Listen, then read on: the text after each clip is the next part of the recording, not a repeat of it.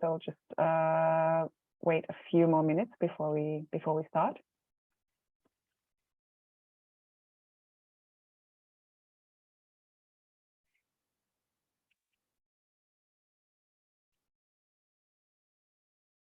So my name is Gunn Benjaminsen, and I'm the communications manager at the London International Development Centre. I'm here today with my colleague Dylan in the Action Against Stunting Hub, and our researchers in the hub, Catherine, Darius, Anouschka, and Dinesh. So they will talk about their work, what they're doing for the hub, how they got to where they are today, and answer any questions that you have. So you can, during their presentations, you can ask questions in the Q&A box, which you will find in the bar at the bottom of the screen. And we'll get to those questions towards the end. We're also recording this event so that people who were prevented from joining today can view it later on. But before we start, I think I will kick off just a few sentences about the Stunting Hub and what stunting is. So stunting is when a child is too short for their age, and this is, has a multiple of factors that contribute to it. Very often it's a lack of adequate and sufficient nutritious food. But I think our speakers know a lot more about that, so they will also cover that in their presentation. The Action Against Stunting Hub is a 5-year project funded by UKRI GCRF. And it's managed, like the central hub is in London, and we have, I think, 18 partner universities, if I'm not mistaken. And we're working in Indonesia, India, and Senegal to find the drivers of stunting and hopefully find a solution to stunting. So without further ado, I think I will hand you over to our first speaker. That is Catherine. So welcome, Catherine, and we look forward to hearing about your career journey. Yeah, thank you. Welcome, everyone. Let me just see if I can share my screen. Okay. Can everybody see this? Yeah, looks great. Okay, cool. All right. Hi, everyone. Thanks for coming today. My name is Catherine Antalek, and I'm just going to give you kind of a brief overview of what I do as a researcher here with the hub, but also I'll give you a little bit of a view of my career timeline, my career journey, to kind of show you what I've done, how I got to where I am now. And you guys can ask me any questions at the end if you like. Okay, so I'm originally from the US, if you could tell by the accents. I'm from upstate New York, and I'm currently working as a researcher on the Action Against Stunting project. And I work, if you're familiar with it, I work as part of the Education and Cognition work stream. And this is based at University College London. And I'll get a little bit into that in a minute. My main research interests are actually a little bit different from what I do now. So I'm actually really interested in the cognitive processes of reading development, and that's for typically developing readers, dyslexic readers, also bilinguals or English language learners. And I'm particularly interested in the role that the English orthography, or the spelling system, plays in phonological and visual processes in reading. And I've added this little meme to kind of explain why I'm kind of interested in this. So if you look at laid is pronounced like paid, but it's not pronounced like said. And said is pronounced like bread, but bread and bead are not pronounced like lead and lead.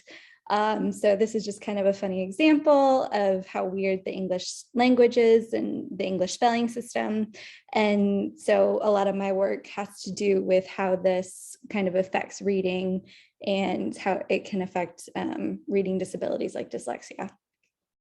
So my thesis title was a cross-linguistic investigation of reading and behavior and dyslexia between a consistent and an inconsistent orthography. And I used eye tracking for this study. So I just wanted to give you my thesis title to kind of highlight how that was very different from what I'm doing now, and that's okay. Okay. So my role as a researcher with the Action Against Stunting Hub, as I said, it's part of the Education and Cognition work stream. And what we do in this work stream is we are in charge of measuring the cognitive development and the educational environments in children in these low and middle income countries. So there are other streams.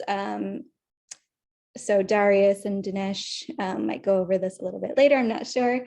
But there's a lot of other work streams that maybe look at, height and weight, quality of water, things like this. But we look specifically at the cognitive development, and we administer cognitive assessments to these children. And then we also kind of take a look at their education environments, so what their schools look like, what kind of materials and things they have in their schools, and how this might kind of help with their cognitive development or how it might be hindering their cognitive development.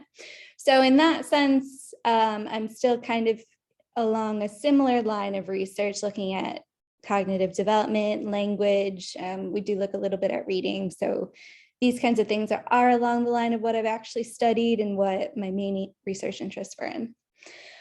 I think what I like the most about research is that a typical day is never really the same. So you're always doing something different every single day.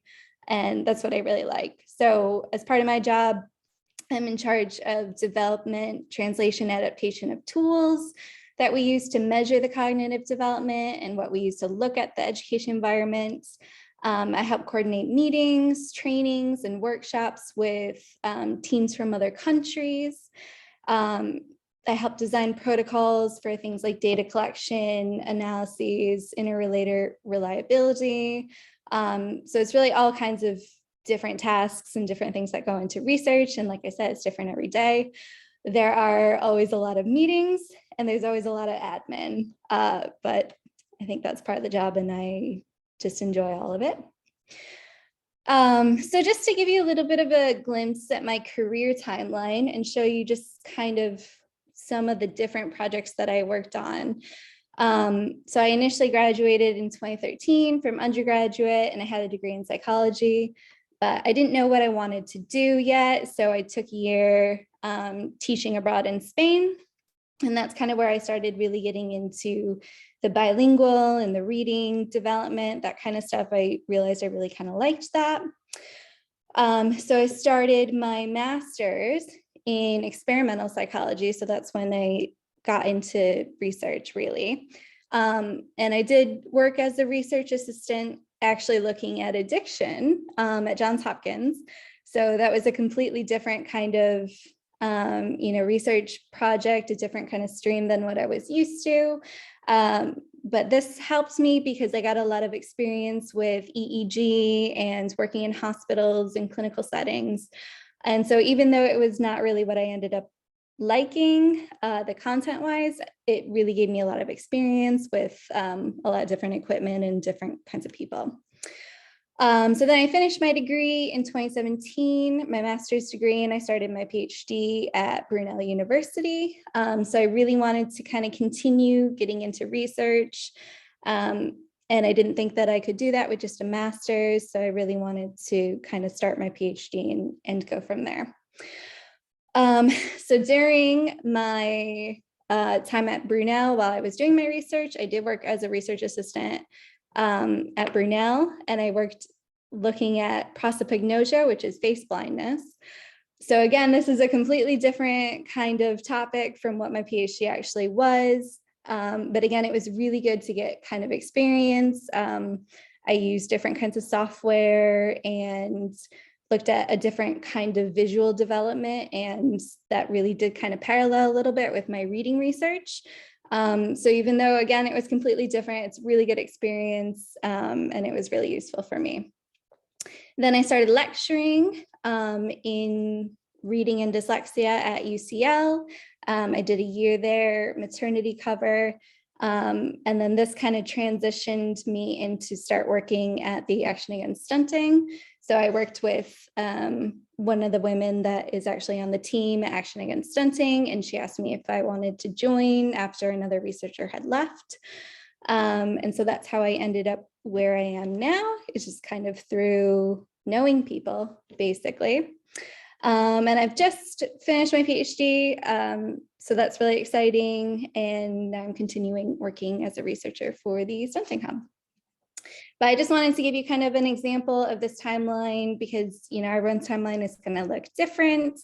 And there's not a good or a bad timeline. It's just yours and, whatever you choose to do to help your career or what you think is interesting to you. So I just saw this on Twitter. I thought it was kind of funny, so I thought I'd share it. Someone said, my advice to anyone going on the job market for the first time is to pick a relatively well-known senior academic and convince as many people as you can that they're one of your parents.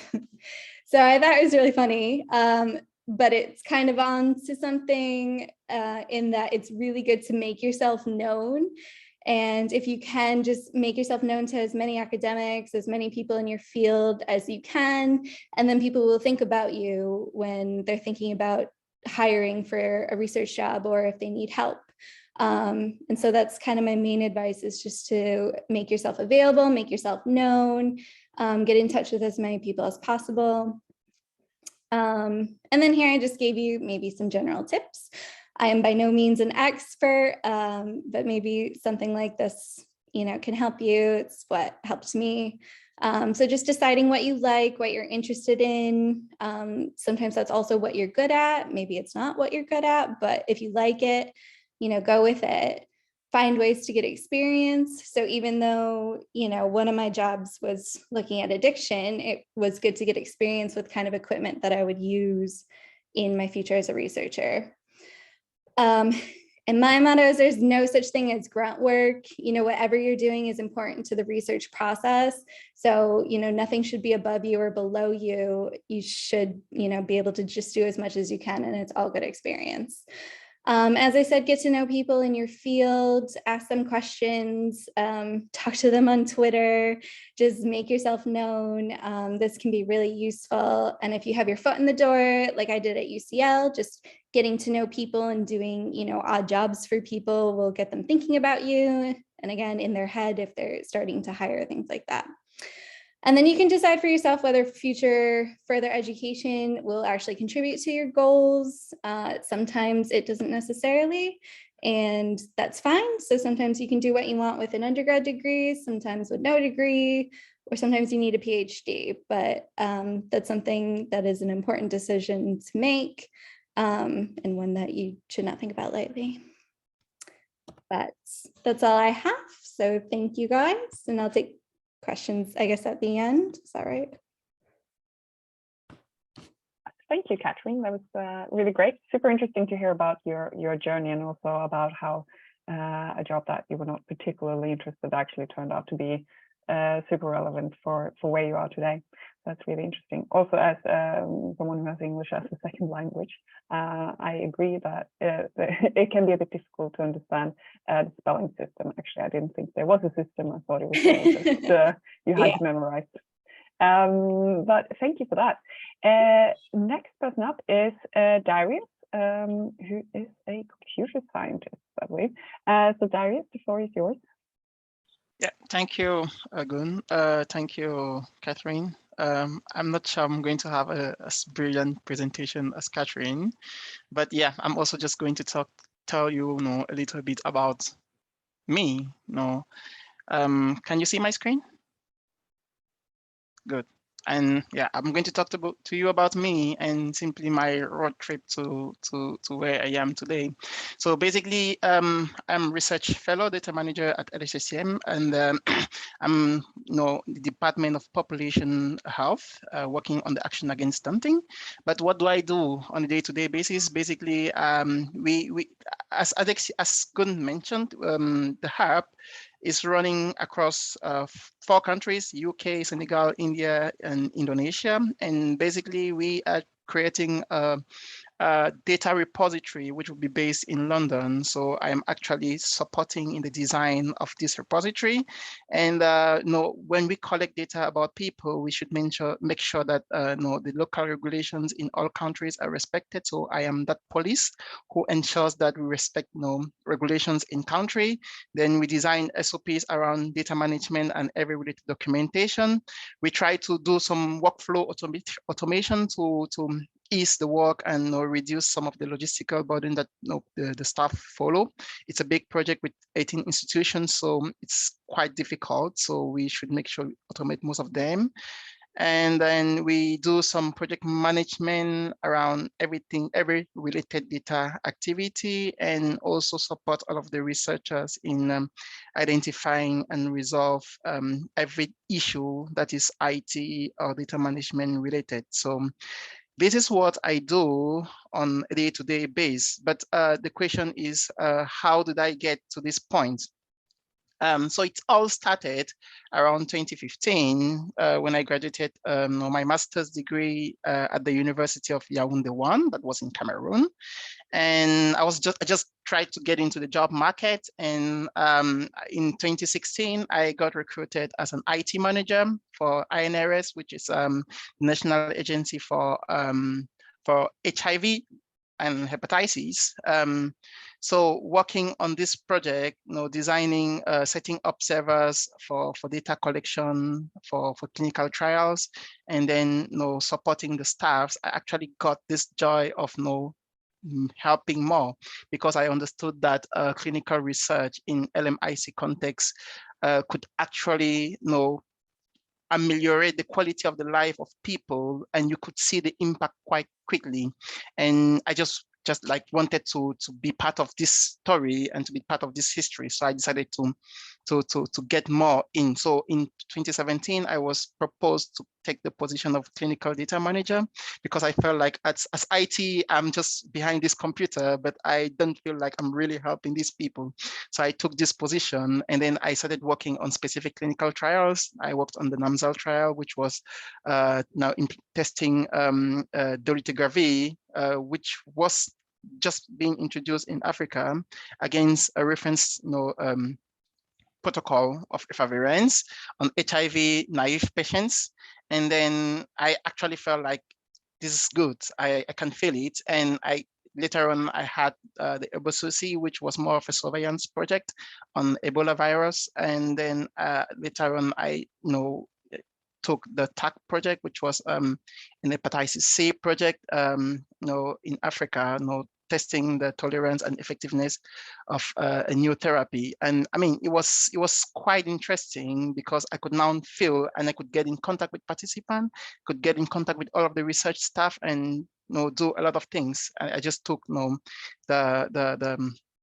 was great. And then from there, that's when I was actually proposed to join the HSTM, but this time on one of its trials, a very big trial in the DRC, which was the Tujukowe trial, which was basically, I mean, the epidemic of Ebola had just started, and Ebola kills a lot, and it was actually going on in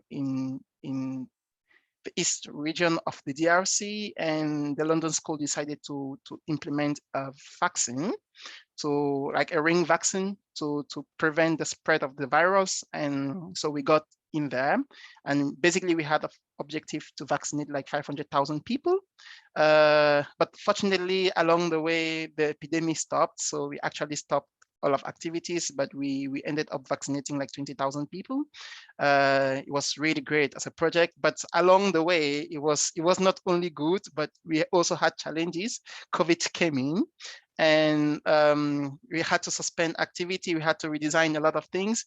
But again, we thought like, oh, it would be great if a year after, if we try to evaluate the impact of COVID in the primary healthcare centers. So we started a new trial, and we did this project, but still that was in the DRC. And yeah, of course, as Catherine said, you you just get in, you talk to people, you extend your network, you create more contacts, and you get informed about more opportunities. And so when this project was almost coming to an end, I was already within the school, so I saw the project of this Action Against Stunting, which I applied for, and that's how I joined the mythic building of the London School of Hygiene and Tropical Medicine as a research fellow.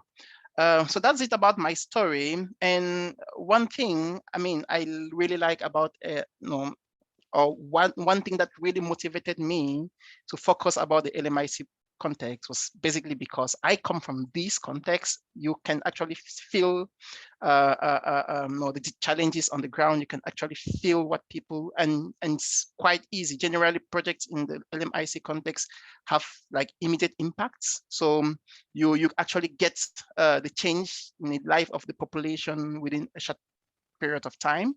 And yeah, so, and at times it's just good to try to feel as a participant, to understand what they go through, and to know better how and when you can support them. Yeah, I think that's all I prepared for you today. I'm probably going to get some questions at the end, but yeah, thank you. Good. Thank you, Darius. That sounds like a fascinating journey, and it's really interesting to see how you ended up at Action Against Stunting Hub. It's been seems like you've been through quite a journey.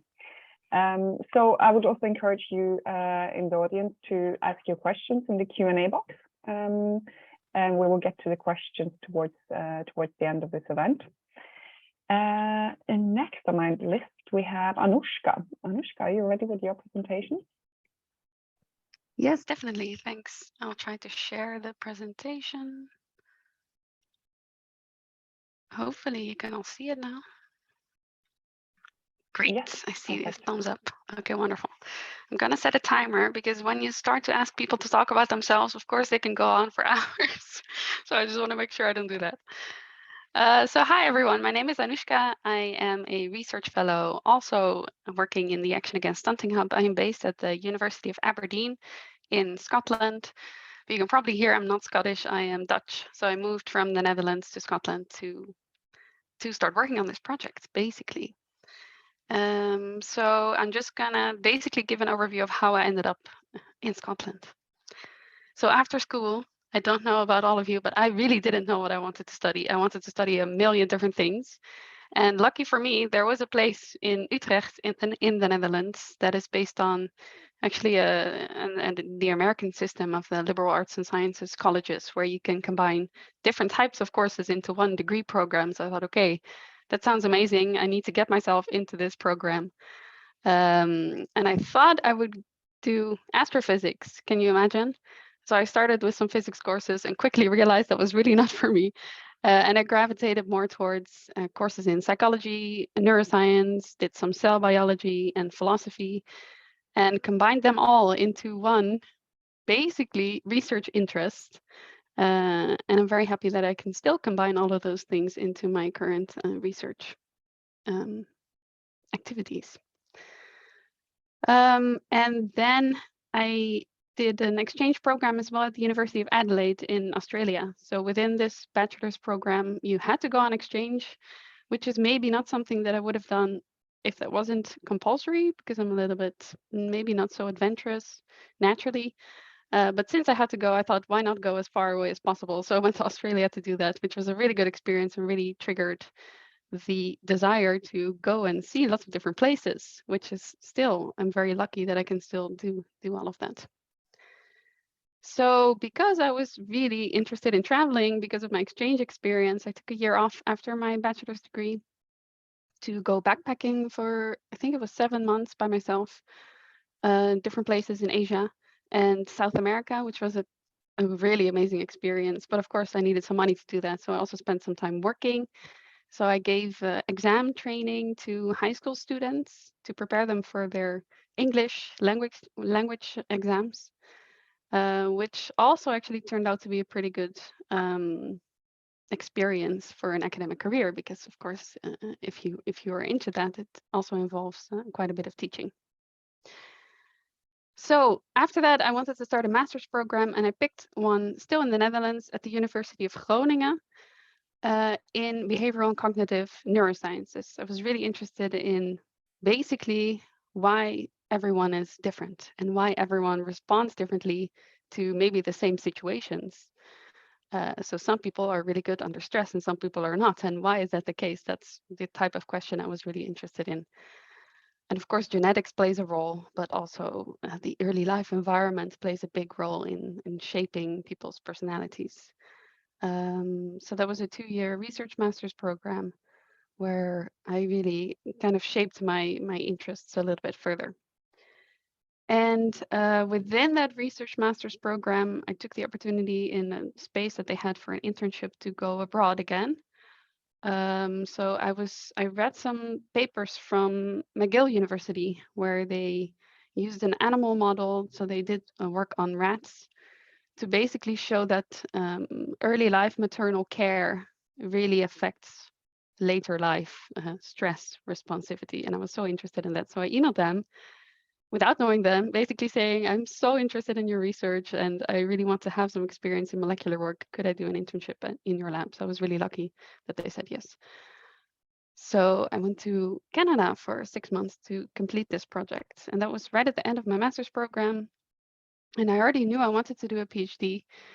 And I was really lucky that while I was in Canada, back in Groningen, a new assistant professor started her lab, basically with this type of research interest. So some of the people that I already knew in Groningen sent me an email saying, this person just started her lab, she's going to need PhD students, why don't you apply? And then come back to Groningen. So I applied, had a Zoom interview, which is now much more normal than it was back then, but because I was in Canada, it was an online interview, and went back to Groningen to start my PhD after that. So I think, yeah, like Darius and Catherine said, it's really sometimes about knowing some people and showing that you're passionate about a particular topic, showing that you're serious and that you're good. And then people will think about you when positions come up. So that's a common theme, I think, in our presentations. So during my PhD, I also took the opportunity again to go abroad. So I spent 6 months within the PhD program at the University of Pennsylvania. So I applied for a Fulbright scholarship to do a research project, to learn a particular research skill that I could use within my PhD to generate more data. And one of the reasons was that I just really like to go to different places and experience different environments. But the other reason was that I already knew if you want an academic career, people really like it if you spend time at different institutions and preferably in different countries. So it was also a strategic decision to do that. But clearly, it's just a really wonderful experience, and I'm very lucky that it was possible. So this is the very amateuristic but very dear to me cover of my PhD thesis that I defended in 2020. I used basically lots of molecular techniques. So I looked at gene expression, looked at epigenetic regulation, looked at the microbiome to examine the effect of antidepressant use during pregnancy on the offspring. And we used a rat model to study this. And after my PhD, I knew I wanted to continue in research, but I really didn't quite know in what direction, because in the field that I'm in, you can continue working in the lab by yourself, pipetting lots of liquids from one tube into the other tube. But I thought, and of course I could have continued in animal research, but I thought it would also be really nice if I could do something that is more directly applicable to advancing human health and human prosperity. So I was kind of looking for a project where the type of research was a little bit different. So this is a slide I copied from my interview for this position that I have now, where I basically told the people that I was interviewing with what I was looking for in a postdoc position. Something that is translationally relevant, where I could learn different things. So I was looking for professors to work with that have a different background from mine. Supportive environment, lots of collaboration. I wanted to do a little bit more data science and have more responsibilities in terms of teaching and coordinating. So I found this position on Twitter So one of the people that I worked with in Philadelphia, I was following him, and he retweeted this post right here, where Alan Walker, who I work with now, and I didn't know him at the time, he said, oh, we're advertising for a postdoc position in microbiome and epigenetics within the Action Against Stunting Hub. And I thought, oh, this sounds perfect. Please hire me. So I applied, and luckily they asked me to move to Aberdeen to start working for them. And now I am so lucky to work, with researchers in Senegal, in India, and in Indonesia on the genomic aspects of the hub work. So apart from nutrition, apart from anthropometry, apart from parasitology, apart from gut health, apart from cognition, there is the genomic aspect of the hub, and I work on that. So just to finish off, I was thinking, so what aspects do I think may be useful for other people when they are thinking about a career in research? For me, it was really always interest that drove me to different places. So what really excites me? What type of questions do I want to answer? What type of questions do I want to work on? And I think this paper was published maybe just 2 weeks ago in eLife, where they mapped basically all of the positive things about doing a PhD. And I couldn't agree with this more. I thought it was a wonderful experience where not only do you do the research itself, so clearly you're learning a lot and you're advancing your skills, but you get to do a lot of knowledge sharing, writing papers, doing talks, talking to students, doing teaching, which is also what I really love, doing a lot of collaborations. I think actually the best thing about being a researcher is your colleagues. They are really interesting, passionate, really smart people. So I thought this was a nice graph to share with you. I do think it's important. Let's see how we're doing with time. Okay, so I'll wrap it up rather quickly. I do think it's important to be very flexible. At least for me, I feel like it really helped me. So if I wasn't willing to move around so much, of course, I wouldn't have been able to go for all these opportunities that came up. You have to be lucky that things come up, but you also need to recognize what is an opportunity and then just decide to go for it if you think it will help you. But on the other hand, personal circumstances or preferences matter, right? I realize fully that I was very lucky with all of the opportunities that I could take. And, some places may be too expensive for you to live or for me to live. Also, I remember for a postdoc also considering places in California and then realizing that probably I wouldn't be able to afford it, right? So those are factors, and personal circumstances also matter. Maybe your family circumstances will influence your career choices, and that is fine. One thing I would say, people always say networking, and that of course networking is important, but from my experience, cold emailing people can work because people really like to hear that you like their work, right? So if you're able to explain to someone why you are really excited about their work and that you want to work with them or for them, if you can convey that, then I think it could actually work for you. Mentors really matter. So please, before you work for someone, try to find out what type of a boss they are and try to talk to people who are working with them now and who have worked for them before. Have clear goals, not necessarily because you need to attain those goals, but because it will motivate you to go out there and do some interesting things that will definitely help you. Choose places that will challenge you. So probably you don't want to stick around in the same place for too long because you'll be very comfortable and you won't really learn any new things. And really early on, try to apply for grants, I would say, even small grants when you're a student. To go to a conference, for example, or to, like I did, going on exchange, I got some money to do that. Not only will it help you financially, but it will look really good on your CV because it shows that you're able to convince people and that you're serious, basically.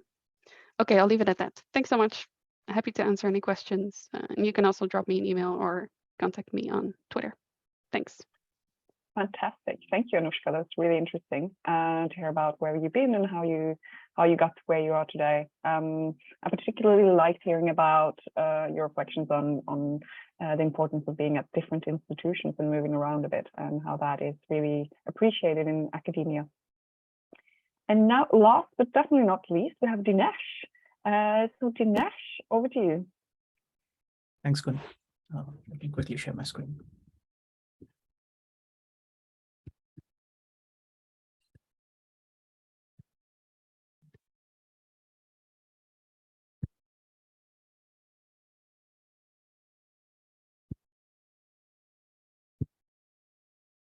Can you see my screen? Yep, perfect. Thank you.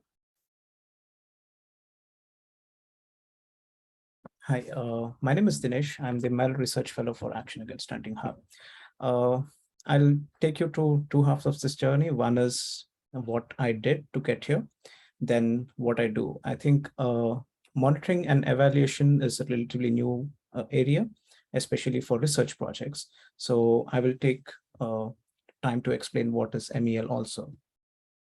So I've always had interdisciplinary interests, especially I have been a strong science person from academics, where I was really interested in genetics and evolution. But I also had other interest in public policy. So throughout my career, I tried to balance between these two, try to do fellowships as well as academically progress in science. So I did my master's in genetics in 2012. Quickly after master's in genetics, I took like an entire flip where I did a program with Parliament of India, where I was an legislative assistant for one of the member of parliament. And it was interesting for me to learn how exactly it runs. So this was like an entire opposite thing what I did in my master's. And after finishing the fellowship with LAMP, I immediately got back to my PhD work, which I did with National Institute of Nutrition. NIN is one of like centrally positioned institute for public health research in India, and it's got a huge history, a wide range of contacts. Even though I worked on animal research, but I had a very good perspective being present there, interacting with the scientists there. I got a very good perspective of general public health research in India. And because I had other interests in public health and public policy, I kept doing these offshoot exercises. Like I worked with one of the largest philanthropic body in India, Tata Trust, where I spent some time documenting the lives of interstate migratory laborers in Karimnagar. So basically they migrate from one state to another state, and especially during non-agriculture season, they make their living there. So I tried documenting them and kind of gave me a bigger perspective. During this time, I interacted with a lot of stakeholders, district magistrates, labor officers, health officers, etc. So by then, I think I finished this small assignment, and I got back to an interesting job where I was given a role of establishing a large interdisciplinary research facility in the largest tertiary care center in the state of Telangana. And the time was that where COVID hit, and I was also establishing the first 10 COVID centers in the state in India. And I was helping the state in mostly the logistics of it, like how do we do capacity building? How do we do procurement? What type of instruments are required? How many centers are required? How many shifts do we run? So even though I was a strong researcher, I come from a strong genetics background, I was mostly focused on establishing these centers, managing these centers, and also kind of running this COVID test program in the state of Telangana. So this experience kind of pushed me to take it a little further, especially in terms of research management. So what I have done is I have joined Action Against Stunting Hub. I was the stunt hub manager for India, where I was monitoring, supervising, and also supporting different teams which do research on a large interdisciplinary project on action against stunting. And I'll quickly take you through what is action against stunting and then explain what my job and role here is. Action against stunting basically aims to reduce stunting levels or reverse the effects of stunting in these children in LMICs. The countries we work with are Indonesia, Senegal, and India. And to achieve this large impact, we have like minor outcomes and major outcomes. One of the largest objective is to generate large interdisciplinary data set, novel interdisciplinary data set across 3 countries, and which would eventually feed into policy, and this policy will feed into reducing the stunting levels in the country. So this is broadly what we do. All of us here, all of us work towards the same objective through different different work packages or work streams. To achieve this outcome, like there are like multiple organizations, multiple work packages, we have interventions, we have number of countries. This is what we basically do. We do a large observational cohort, we do interventional cohorts, then we collect enormous amounts of data. This data comes in, as well as then we also do a lot of outreach programs, because at the end we need to pump this information back into the system. So we do this too. And we establish a lot of partnerships with a wide range of stakeholders, not just researchers or participants, but also governments, state, central, or even international bodies like UN, WHO, UNICEF. So my job is to basically monitor what is happening here, try to set indicators of how we are doing on each of these aspects. Basically, at the end, I monitor, evaluate, and give the feedback to the teams where they can make these changes, implement these changes, and make our process much better. So this is where I fit in.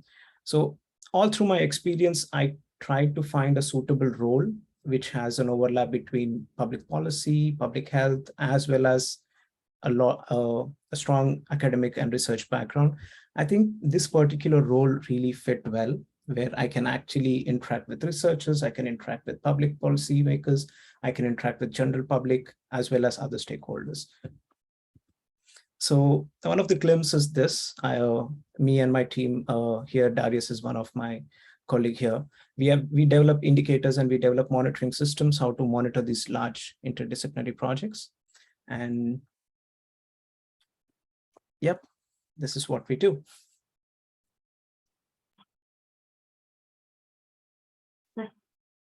Great, thank you, Dinesh. It's really interesting to hear about how you've gone from more of a research background to maybe more operational role or both. And yeah, so Dinesh recently moved to the UK from India to take up this Mel position, or it's been maybe 6 months or something in the UK. 4 months, okay, so just in time for summer. So at the beginning, I forgot to introduce my colleague Dylan. Dylan, do you want to introduce yourself and say a few words about the Action Against Stunting Day? Yeah, no worries. So yeah, hi everyone. Firstly, it's great to see so many of you here. So thanks for coming. And thank you for the informative presentation, panelists. So as Gunnar said, I'm Dylan. I'm one of the communications officers at the UKI Action Against Stunting Hub. So I basically look after the communication strategies for the hub.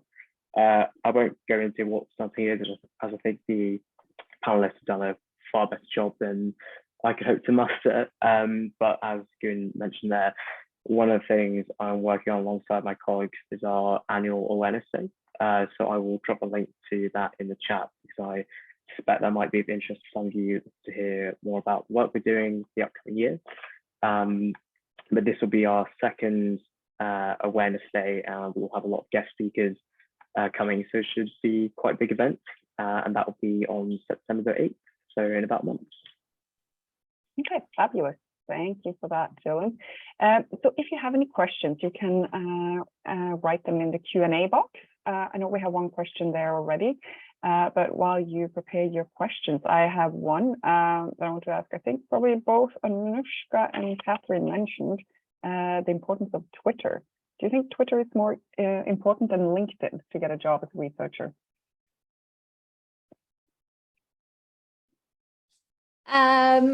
I think I've found more opportunities on Twitter. I don't use Twitter a lot. I only really use it for academia, and for some reason academics really, really like Twitter. So I've always found more luck with that than with LinkedIn. But that's just my personal experience. Anouschka, do you have any thoughts on this? Yeah, to be honest, I really don't use Twitter a lot myself either. It's just that it's a really good way if you're interested in a particular researcher or research group and they are on Twitter. I think it's a really nice way to kind of assess how they are as a person when you read how they formulate their tweets and what type of things that they are talking about. So in a way, I think it's a really good tool, and lots of researchers use it to promote their lab, to recruit. But lots of them don't, right? So if you only focus on Twitter, you're going to miss out on lots of groups and researchers that may be very worthwhile working for, and they're not active on Twitter. So I think it's a good tool, but definitely not the only answer. Okay, great. Thank you for that. So we've received one question, and the question is, how can students in low and middle income countries access information about funding for PhD or postdoc studies? This is particular for people with family responsibilities. There's a suggestion of the British Council, Commonwealth Scholarship Commission. Does anyone in the panel have any thoughts about where to find funding for a PhD or postdoc if you are from a low or middle income country? Sorry, Darius, please go ahead.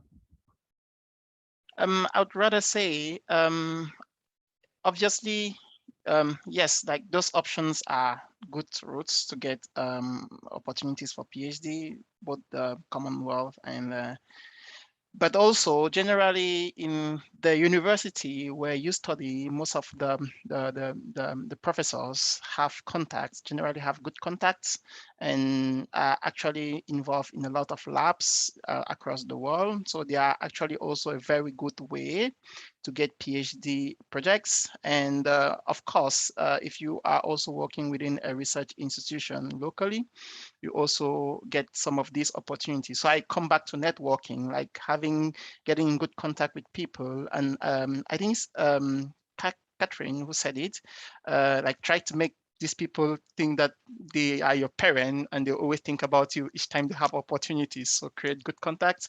But yeah, so use the publicly known platforms, find a PhD, but also use your contacts locally. They actually work. Yeah, over. Okay, perfect. Does anyone have anything to add on to that? Yeah, one of the ways to look for funding is first get a clarity on the topic or the kind of lab you would want to work on, and have a fair idea of the funding situation of the lab. Very often you do have fully funded projects available, which might have an opening and you can join. But again, you would arrive at that fully funded lab or the university or only if you have a clarity on the topic or the area would want to work on. Okay, great, thank you. Anyone else have any ideas to share about funding? Well, not really something that's going to be extremely helpful, but I know that there's lots of within countries. So I know for the Netherlands, there are some programs that are specifically to get people from abroad to get to do PhDs, or maybe some funding calls are open to irrespective of nationality, right? So if you do want to do a PhD abroad, then you can check their local funding schemes to see if some of them are open for all nationalities. Otherwise, I don't have a lot of perspective on doing a PhD from an LMIC, so I will leave it to the experts. Okay, thank you. But you mentioned you went on exchange to Australia and you said you got some funding from that. Was that from your state, or how did you go about getting funding for your exchange? Yeah, it was through my local university. So they had some funding themselves, and they also had a list of charities or organizations that you could apply for. So hopefully, if you're lucky, your local university or some organizations that are local will be able to provide you with a list of potential funding opportunities. Yeah. Perfect. Thank you. That's very helpful. We have a question. Anyone else? Sorry. Yeah, I just wanted to say, like from my own personal experience, as I mentioned, at times it's you have a lot of platforms. Actually, you have a lot of links, but at times the context makes it in such a way that you probably do not know where to start. So and I'll probably come back to it. In most of our cases, the grants and the scholarships and the opportunities, you have governmental platforms, but generally you need recommendations, and this is where your academic seniors or your professors at the university generally come in. So they have a lot of this information, and if you are within a university institution, always try to make sure that you get in contact with them, and they'll probably mentor you and accompany you in the process. if you have a good idea of what you want to research on, that's wonderful. Over. Super, thank you so much. We have one question that is about international development and research. So this specific event focuses on opportunities in research. There are definitely many other jobs in international development. If you're interested in that, you can check LIDCC's YouTube channels and see some recordings from career events that are more general, perhaps, which could be interesting for people who would like to work in international development, but may not think of research as the most obvious place to start. That being said, I think, Dinesh, would you like to talk a little bit about how you went from more of a research background to a more sort of operational or implementation focused role? Thanks, Connie. Yeah, I think that particular question, even I was looking at, like, yeah, even though this event is focused around research, I believe there are multiple roles in international development, and I particularly was on the implementation side. I moved from a strong researcher to research management and eventually implementing this large research project, at least for India. So again, the skills would be similar, where you would want to have a little more interdisciplinary awareness of your entire project, and also a clear vision of what are your timelines, what are your resources available, and also who are your stakeholders or who are you going to work with. So in my case, I had the advantage that the project I'm working right now, Action Against Stunting Hub, has a huge genetics component to it. And I come from a genetics academic background, so I've kind of had this advantage of ticking that one box with an experience of public policy as well as local context. So this kind of helped me transition much easily from research to implementation and eventually monitoring and evaluation. Okay, great. We have one question from Anthony, who asks, some UN agencies like UNDP engage researchers on fixed-term projects and as consultants. Have any of you heard about or considered those opportunities and know about how to present your experience for them? Or are they more suited to mid-career or senior academics? Has anyone seen these opportunities, thought about applying? Maybe you've done one of these? Some people are shaking their heads. So I used to work for the UN, so I can tell you a little bit about how we work, particularly the agency I work with research. So that would typically be part of a larger program. So maybe they have a large program focusing on prevention treatment of HIV/AIDS. Then there could be like a research component focusing on, I don't know, men who have sex with men in that country and how to reach them, for instance. That would then be maybe advertised as a consultancy under that particular project or program. I'm a bit unsure where these opportunities are advertised, but I do think the contracts would often go to an established research group. So maybe there is someone who's already working together, and then they get that contract for that particular job. And within that, there would be then various positions. So there's someone who's quite senior, and then maybe someone who does research at a more junior level. So yeah, I'm sorry we don't have. I'm not sure if I can give you any better answer than that. Does anyone want to add to that, or? No. Okay. And then we have another question. Anouschka and others talk about the importance of who you know. How can students and potential students network, especially if you don't have the funds to travel? Any thoughts on that? Sorry, can you please repeat the last part? Yeah, so how can students and potential students at PhD level network if they don't have funds to travel? So we already talked about Twitter. Any other ways that you would suggest? I have this one experience. My first job after finishing my research experience was I helped someone design a project, very small project. This was for £5,000. It was a very short-term project. But I lent my help in primer designing and other techniques which I knew for this particular project. And by the end of 6 months, they offered me a project to manage £500,000 for that particular lab. So it's always good to, if you have an expertise, networking during conferences or networking within the peers is also good. But also if you have an expertise, if someone needs it, always like help them. You would never know, because you are in a very small niche. If you're in a certain subject area, you might want to have network with all of them, and lending your expertise is always one way.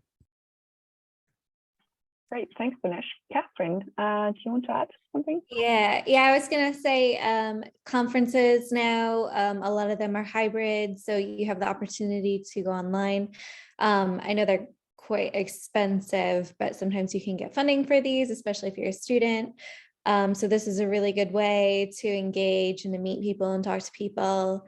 I think if you're already a student, your supervisor too is a really good contact. If you tell them, you want to network, they can introduce you to people and introduce you to labs, and really, tell you maybe who might be looking, because they have these conversations quite often as well. So they're a really good kind of resource. Also, yeah, as Anouschka said, cold emailing people can help as well. And, even after these kinds of events, you can go to these kind of events and email, the panelists, maybe they know something's coming up, there's just talk to as many people as you can. And, sometimes they'll answer, sometimes they don't, but it's just, yeah, there's so many different ways to network, even if you can't travel to other countries. Thank you. I guess that's one of the few good things that came from the pandemic, that things have been become more hybrid, so people can join from anywhere in the world. Dinesh or Darius, Darius or Anouschka, do you have anything to add? Well, maybe just to say that the way that I went about it is really not the only way to do research, right? So I really don't want to create the impression that traveling so much and living in so many different places is necessary. I really don't think it is. That's just my experience. And I would also say that if there's opportunities within your own city or university where, for example, you could be part of a collaboration between different labs, that would be really, really good. And then you can show how you work to different people at the same time. So, for example, if you have some ideas on a project that would require different expertise, and you contact 2 different people, let's say, oh, I want to do this project, and can you supervise this part? Can you supervise that part? People really like that, and that would really show your motivation and could create a really cool project. You get to know more people, and you really profile yourself. So I really don't think it's necessary to travel that much if you want to network. You can do it within one place as well. Great, thank you. And we have one more question in the Q&A box, and I think after that we'll start wrapping up. So the question is about mental health support for PhD students. It can be very hard to, and I guess quite lonely at times, to do a PhD. Are you aware of any organization that offers mental health support for PhD students, and also maybe the universities where you did your PhD, if that was, if these universities offered some sort of support for students? I just want to say, I think this is a really big ongoing issue for PhD students and even for early career researchers.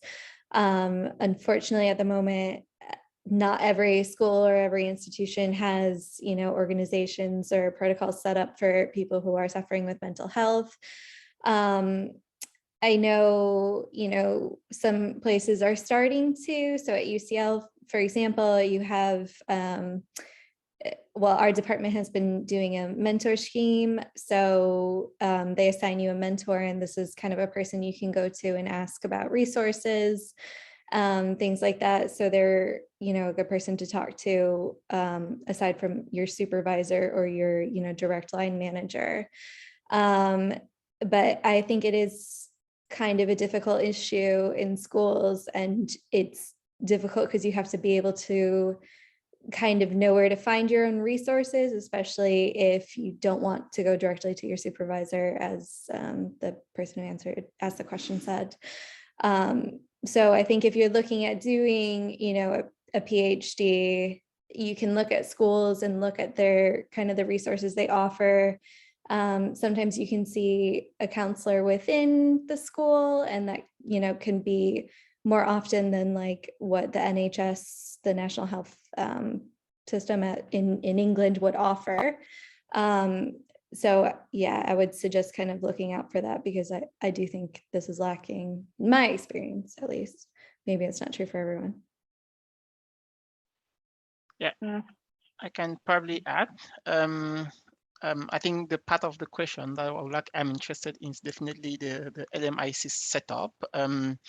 Basically, I mean, it's very difficult. Like, even if some universities succeed in having this in place, the majority don't have that, and this is where it's very important to properly choose your supervisors, because generally they would be the one to provide you some mental support.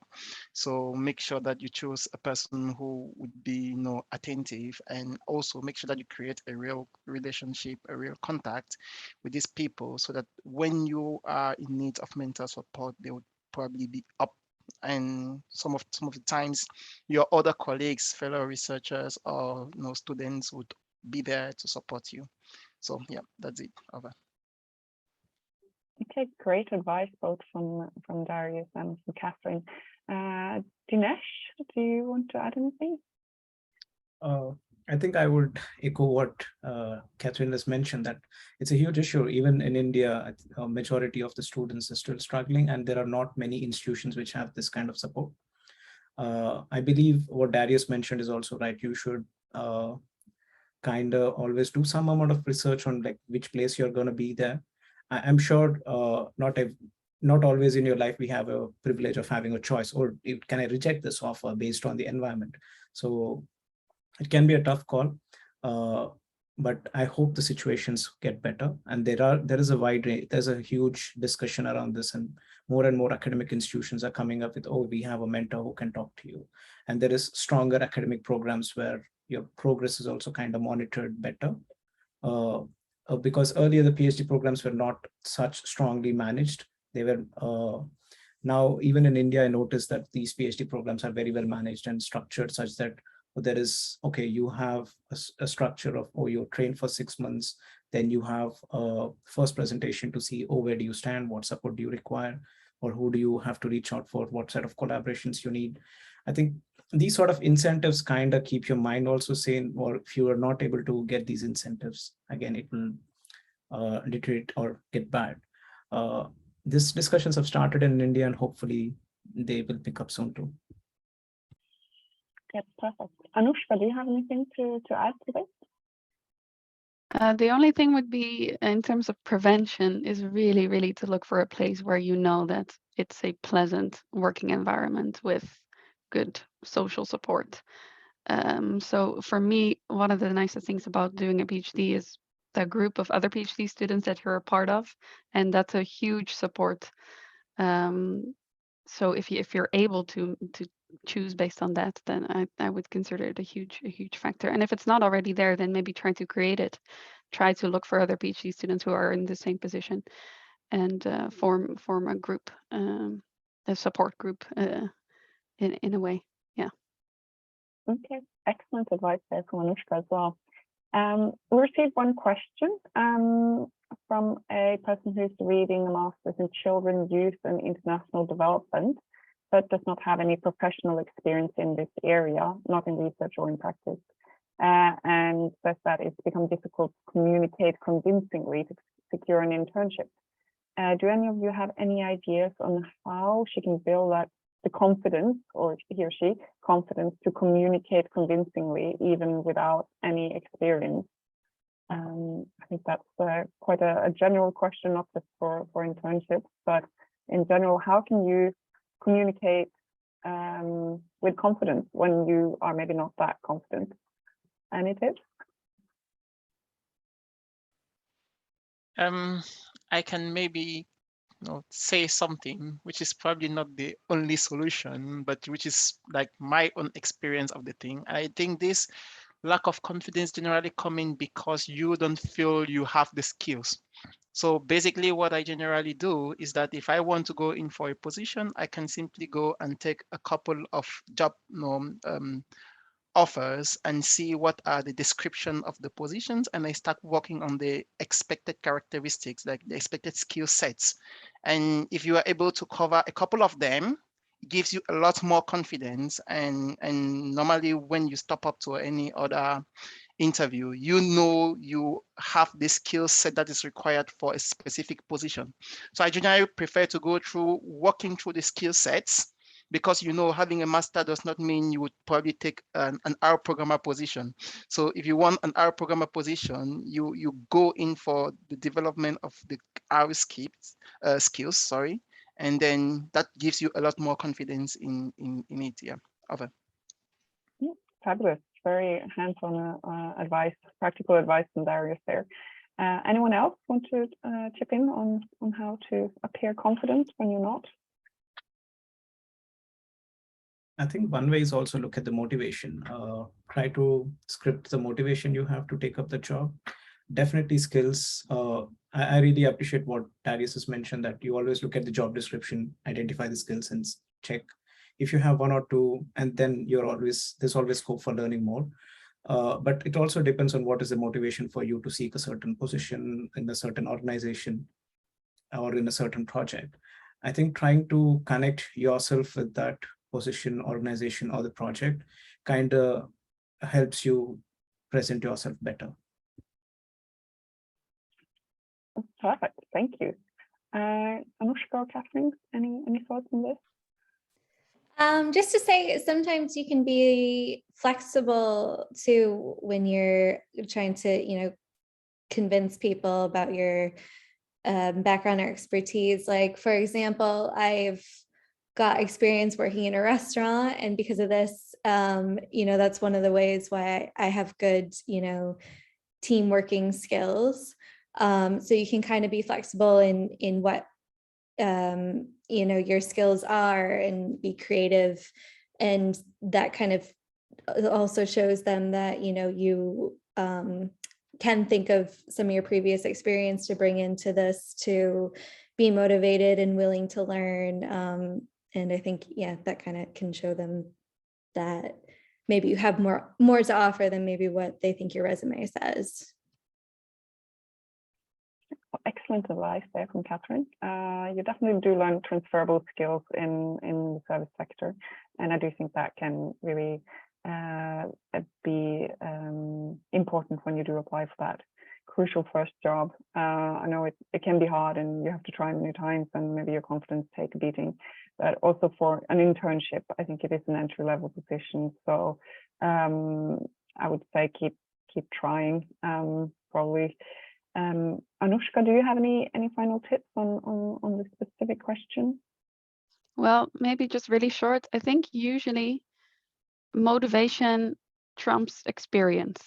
So if you're able to convince someone that you are truly passionate and that you have a really good reason why you want to work for them specifically, I think that will work fine, even if you don't have the specific skills, because people will be convinced that you can learn, right? You are already smart. You've already shown that. You don't need to convince them of that. You can learn new things. You just need to show them why you want to work there specifically. Okay, great. Thank you so much for that. So I think at this point it's time for us to bring this webinar to a close. I would like to thank everyone for joining today, and also especially our speakers today. So a virtual clap for all of you. Please check our website again for future events. And then Dylan mentioned already the Action Against Stunting Day, which is on the 8th of September. Details for signing up for that will be on the website, I suspect, Dylan? Yes, they're not currently, since we're still finalizing some of the details, but they will be soon enough. If you're subscribed to the LIDCC email, then you should receive that soon enough. Okay, perfect. Thank you so much for today. It's been a pleasure to hear from our panel, and really great that so many of you came to join this webinar. Hope to see you again very, very soon.